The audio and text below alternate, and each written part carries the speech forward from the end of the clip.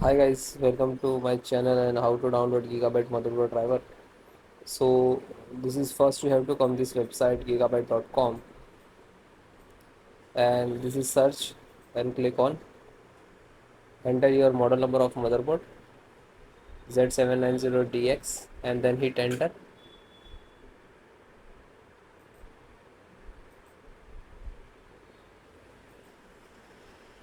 Then click on name of the title. Then click on support. Then select your operating system which is using Windows 10 11. So if you are using Windows 10, so this is also installations process same. Audio driver, audio, and click to download. It will start downloading in the download box. Take to some time.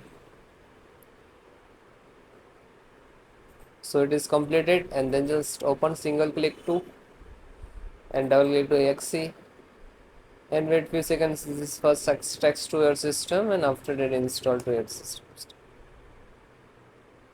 Click on yes. Now this is extracting this driver's to your system. Now this is installing.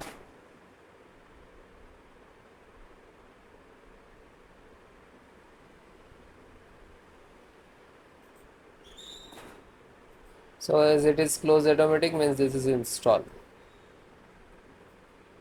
Then close.